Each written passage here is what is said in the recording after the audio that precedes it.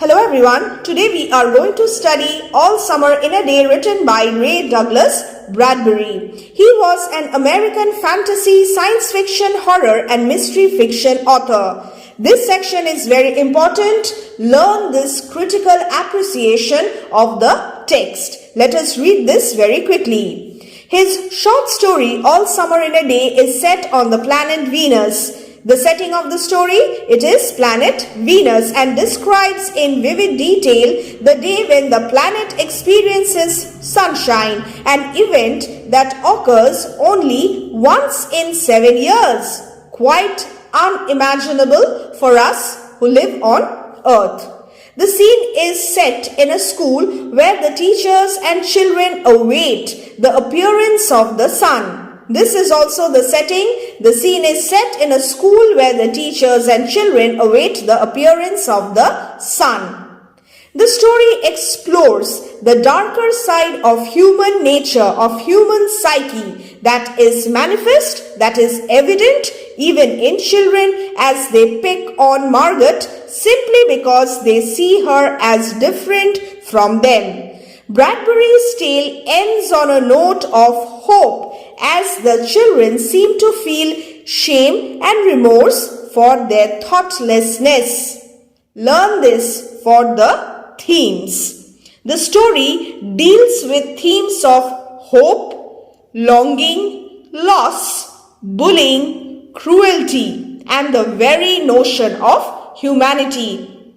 It is written in a third-person point of view and has a classroom in planet Venus as its setting. The story follows the events of a single day on Venus, the day on which the sun finally shines after 7 years of incessant rain. Ready? Ready. Now, soon. Do the scientists really know? Will it happen today? Will it? Look, see for yourself. The children press to each other like so many roses, so many weeds intermixed, peering out for a look at the hidden sun. It rained. The story begins mid-conversation among a group of children, and these children press against the window of their classroom on the planet Venus. The children are getting ready for some event that is about to take place. They are excitedly talking among themselves about a prediction made by the scientists. They crowd together, waiting for the sun to shine, yet it rains, yet the rain continues. On planet Venus, the sun comes out once every 7 years, but only for an hour, and today is the day when scientists predict that the sun will appear. Here, Bradbury establishes the extreme setting he will use as a backdrop for this drama. The incessant rain on Venus has created a harsh, inhospitable environment, suggesting a sense of displacement from the natural world on Earth. Here we have the anticipated arrival of the sun. And this anticipated arrival of the sun has generated a slightly chaotic sense of excitement among the children. Their anticipation has an edge of anxiety to it, foreshadowing, very important, foreshadowing the conflict and disappointment of the day to come. These children are tumbled together like so many roses. They are also compared to so many weeds. Now, what is the significance of weeds? What are weeds? Weeds and unruly plants appear multiple times in this story. They are used to emphasize the damaging effects of deprivation from the sun. Let's see now. It had been raining for 7 years, thousands upon thousands of days compounded and filled from one end to the other with rain. With the drum and gush of water, with the sweet crystal fall of showers and the concussion of storms so heavy they were tidal waves come over the islands. 1,000 forests had been crushed under the rain and grown up 1,000 times to be crushed again. This description of the incessant rainfall establishes, as discussed, the harsh environment. And this was the way life was forever on the planet Venus. This is unnatural for us who live on Earth. And this was the schoolroom of the children of the rocket men and women who had come to a raining world. So, planet Venus is referred to as a raining world, and the parents of these children came to settle on planet Venus to set up a civilization and live out their lives. It had been raining incessantly for 7 years, heavy rain that destroyed forests and caused tidal waves that engulfed islands. The children on this planet reached here as they were the children of the rocket men and women of the astronauts from Earth who were looking for a new place to live in. It's stopping. Anticipation, excitement, yes, yes. Notice how these words are repeated. Margaret stood apart from them, from these children who could ever remember a time when there wasn't rain and rain and rain. Again, repetition of the word rain in order to suggest the incessant rainfall. These children were all 9 years old, and if there had been a day 7 years ago when the sun came out for an hour and showed its face to the stunned world, they could not recall. So they do not have any memory of the sun. The children exclaim that the rain is gradually coming to a halt, and then we are introduced to Margaret. We see the children through the eyes of Margaret, who stands apart from them. Sometimes at night she heard them stir in remembrance, and she knew they were dreaming and remembering gold or yellow crayon or a coin large enough to buy the world with. She knew they thought they remembered a warmness like a blushing in the face, in the body, in the arms and legs, and trembling hands. Margaret knew that some of these children could visualize the warmth, the color, or the heat of the sun while dreaming. But when they woke up, all they saw was rain, and the memory always faded away. Here we have an example of simile. She knew they thought they remembered a warmness like a blushing in the face. So this is an example of simile. Most children can't remember when the sun last came out, even though they dream about what it was like and long to feel its warmth. So along with anticipation, we also have longing. They long intensely for the sun, but Margaret is isolated by her vivid memories. All day yesterday they had read in class about the sun, about how like a lemon it was and how hot. This is bookish knowledge, theoretical knowledge, and the description of the sun. It was written that the sun looked like a lemon and it was very hot. And they had also written small stories or essays or poems about it.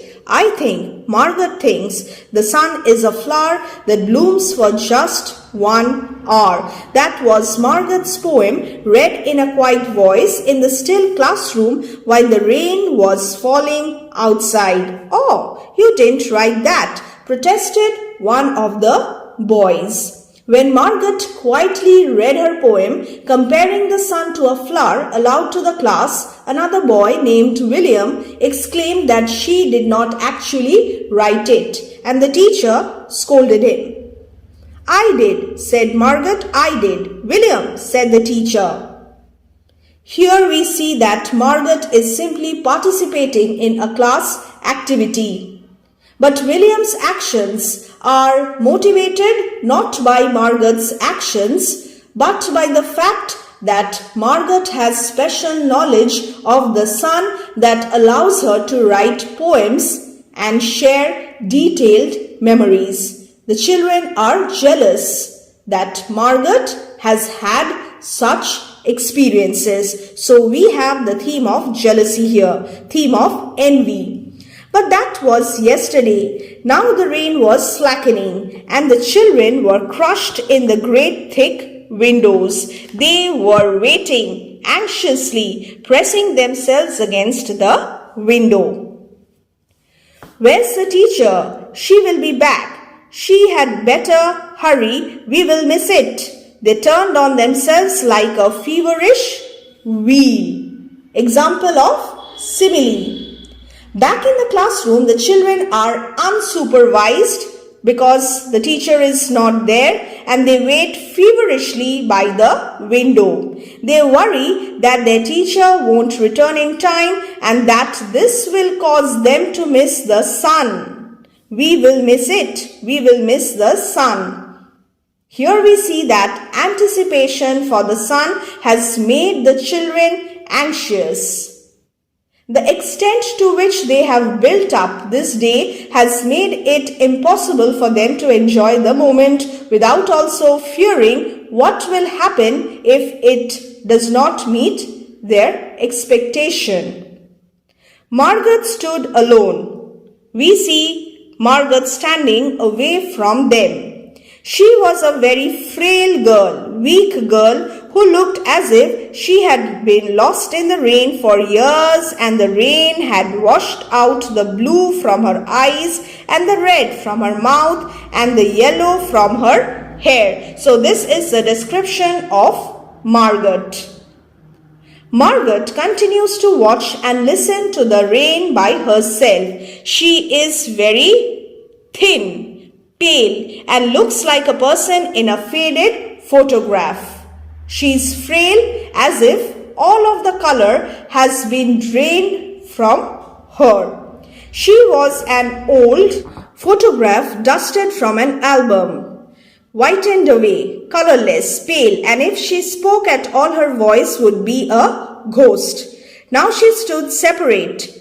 She was isolated, theme of isolation, staring at the rain and the loud wet world beyond the huge glass of the window. What are you looking at? Said William. Margaret said nothing. Speak when you are spoken to. Bullying. He is bullying her. He gave her a shove, but she did not move. Rather, she let herself be moved only by him and nothing else. They edged away from her. They would not look at her. She felt them go away, and this was because she would play no games with them in the echoing tunnels of the underground city. If they tagged her and ran, she stood blinking after them and did not follow. She was different from the other children. She was isolated. William asks Margaret what she is looking at. When she doesn't respond, he shoves her. William tries to engage Margaret in conflict. This is another example of William venting his sense of jealousy and deprivation on Margaret, showing that these feelings can be strong motivators of bullying. Still, Margaret doesn't react and the other children edge away, move away from her. Margaret herself usually avoids the company of other children, refusing to play games or sing songs unless they are about the sun. Margaret's isolation, this topic is very important. When the class sang songs about happiness and life and games, her lips barely moved. She did not participate in it. Only when they sang about the sun and the summer did her lips move as she watched the drenched windows. Outside, the reality was something else, but when they sang about sun and summer, she used to sing. And then of course, the biggest crime of all was that she had come here only 5 years ago from Earth. And she remembered the sun. She had the memory of sun and the way the sun was and the sky was when she was 4 in Ohio. And they had been on Venus all their lives, and they had been only 2 years old when last the sun came out and had long since forgotten the color and heat of it. This was the cause of their jealousy. The difference between these children and Margaret, and the way it really was. But Margaret remembered. "It's like a penny," she said once, eyes closed. "No, it's not," the children cried in unison. They always spoke together. "It's like a fire, hot like a fire," she said, "in the stove." "You are lying, you don't remember," cried the children. They protested. But she remembered and stood quietly apart from all of them and watched the patterning windows.